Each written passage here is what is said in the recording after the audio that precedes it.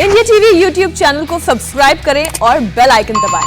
तो अभी आपने सुना, हमारे साथ इस वक्त मध्य प्रदेश के शिक्षा मंत्री मौजूद हैं, इंदर सिंह परमार जी। स्वागत है इंदर सिंह जी आपका। इंदर सिंह जी, पहला सवाल, आपने तय किया है कि 12वीं की जो परीक्षा है उसे रद्द कर रहे हैं। ये बच्चों के लिए तो अच्छी खबर है क्योंकि बहुत टेंशन में थे, लेकिन अब ये बताइए कि असेसमेंट कैसे होगा, क्योंकि हर कोई अगला सवाल यही पूछेगा, हमारे नंबर कैसे आएंगे। 12वीं की परीक्षा हमने रद्द करने का निर्णय हमारे मुख्यमंत्री जी ने किया है। मैं उनका स्वागत करता हूं। आज की परिस्थिति में इससे अच्छा कोई निर्णय नहीं हो सकता है। भारत सरकार ने भी जो कल निर्णय किया है वो ऐतिहासिक निर्णय है। जहाँ तक रहा बच्चों के असेसमेंट करने का सवाल, हम पूरा विभाग आज से ही उस पर लग चुके हैं। प्रारंभिक स्थिति में हम 10वीं और 11वीं के जो गए साल उनको अंक प्राप्त हुए थे उनका आकलन करते हुए, प्लस 12वीं के जो वर्ष भर की जो कुछ पढ़ाई की है उनका भी साथ में असेसमेंट करते हुए और रिजल्ट शीट तैयार करेंगे। व्यापक पूरी तैयारियां 1-2 दिन में हम सब छात्रों के बीच में पहुंचाने वाले हैं। जी परमार जी, अब इसके बारे में चर्चाएं पहले से भी थी क्योंकि सीबीएसई भी इस बारे में इसी तरह के एक मॉडल पर चर्चा कर रहा था। तो अभी तक लेकिन बच्चों के दिमाग में जो और या फिर माता पिता के दिमाग में सबसे बड़ा सवाल है कि किस परसेंटेज के आधार पर तय होगा, यानी कि 10वीं के बोर्ड की परीक्षा का कितना वेटेज होगा, 12वीं की परीक्षा का क्या वेटेज होगा, 11वीं की, और उसके बाद 12वीं की जो प्री बोर्ड है उसके क्या वेटेज होंगे। तो कुछ इस पर अभी निर्णय हुआ है या वक्त लगेगा?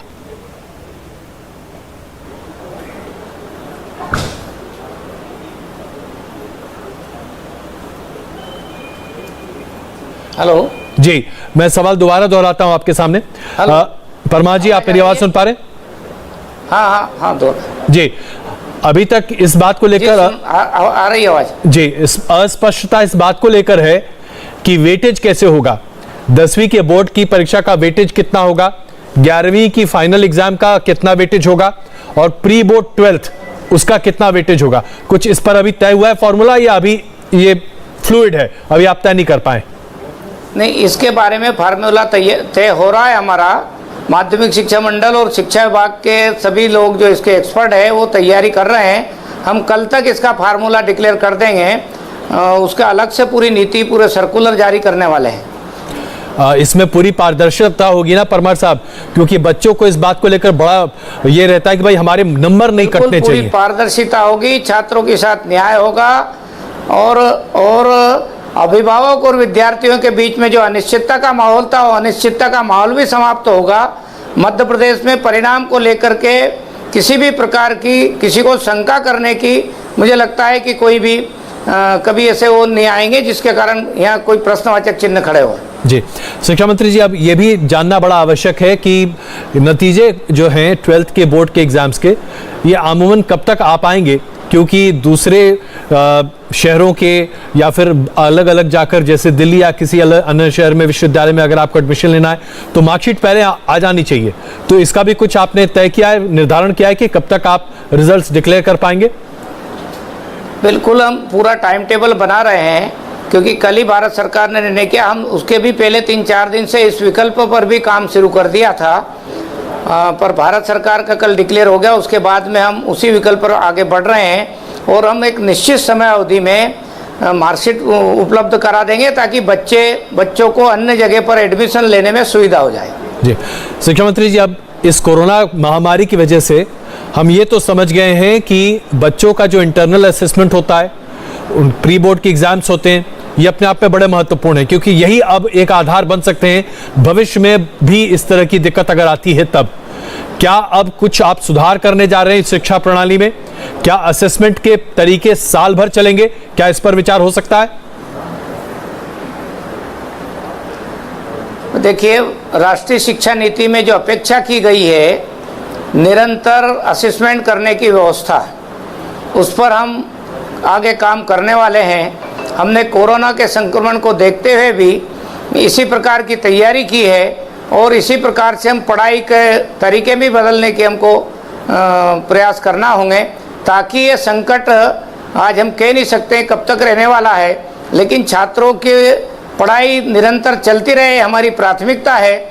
इसलिए प्रत्यक्ष स्कूल जहाँ नहीं लग पाएंगे उसका विकल्प क्या होगा, इस सब पर हमारा विभाग पूरी तैयारी कर रहा है और जल्दी हम पूरे साल भर का कैलेंडर हमारे विद्यार्थियों के पास पहुंचाने वाले हैं। और क्योंकि कोरोना के कारण जो अनिश्चितता बनी थी, उस अनिश्चितता के दौर को हम आगे समाप्त करने की ओर आगे बढ़ेंगे। जी परमार जी, एक महत्वपूर्ण सवाल ये भी है कि हम देख रहे हैं कि लगातार अब डिजिटल एजुकेशन बढ़ता चला जा रहा है। राज्यों में खास करके सुदूर इलाकों में जो बच्चे हैं उनके लिए इंटरनेट कनेक्टिविटी बहुत बड़ी समस्या है, और दूसरी बात यह है कि शिक्षक भी पूरे तरीके से तैयार नहीं है कि बच्चों को पढ़ा सके डिजिटली। आप कोई ट्रेनिंग कोर्स शुरू कर रहे हैं शिक्षकों के लिए, और उसके साथ साथ डिजिटल पेनिट्रेशन के लिए कोई नई मुहिम शुरू करेंगे? निश्चित रूप से हमारे मध्य प्रदेश में भी अभी जो ट्राइबल और ग्रामीण क्षेत्र है, दूरस्थ क्षेत्र है, वहाँ पर इंटरनेट की बड़ी समस्या है और इसीलिए हम पूरी व्यवस्था को केवल ऑनलाइन पढ़ाई के आधार पर आगे नहीं बढ़ा सकते हैं। इसलिए मध्य प्रदेश के परिप्रेक्ष्य में हमने विचार किया है कि अब हम अभी पिछले साल हमने पूरे मध्य प्रदेश के एक निर्णय किए थे, अब हम पढ़ाई कैसे होगी, किस किस स्कूल में हम स्कूल खोल सकते हैं, उन सब का निर्णय करने का अधिकार हम जिले के कलेक्टर को देंगे, ताकि कलेक्टर अपने अपने जिले में की परिस्थितियों का अध्ययन करते हुए कौन कौन से स्कूलों में पढ़ाई सुचारू रूप से चला सके। क्योंकि जहाँ पर इंटरनेट की सुविधा मिल रही है वहाँ तो हम ऑनलाइन भी पढ़ाई करा लेंगे, लेकिन जो दूरस्थ क्षेत्र है जहाँ पर विद्यार्थियों के पास भी साधन नहीं है और इंटरनेट भी नहीं है, ऐसी जगहों पर जो हमको दिक्कत आई थी पिछले साल, उस अनुभव को ध्यान में रखते हुए सरकार उसके विकल्प के रूप में भी सब प्रकार की तैयारी कर रही है। हम जल्दी ही उसको भी हम सबके सामने, छात्रों के सामने और सबके सामने डिक्लेयर करने वाले हैं। जी परमार जी, बहुत धन्यवाद, आपने अपने विचार साझा किए, और हम उम्मीद कर रहे हैं कि एक दो दिन के अंदर ये भी तय हो जाएगा कि मध्य प्रदेश के बोर्ड में एग्जाम में बैठने वाले जो बच्चे हैं उनके किस आधार पर तय किया जाएगा, कि उनका आकलन कैसे किया जा रहा है। एक बात तो तय है कि जो फॉर्मूला अभी मध्य प्रदेश के शिक्षा मंत्री के दिमाग में है वो स्पष्ट है। 10वीं के बोर्ड एग्जाम्स, 11वीं के फाइनल एग्जाम और पूरे साल भर 12वीं में जो असेसमेंट है जिसका एक तरह से मुख्य बिंदु बन सकता है 12th का प्री बोर्ड एग्जाम, इसके आधार पर ही आकलन किया जाएगा। इसमें वेटेज अलग अलग हो सकता है, इसकी घोषणा बहुत जल्द मध्य प्रदेश की सरकार करने वाली है। हम यहां पर एक छोटा सा ब्रेक लेते हैं।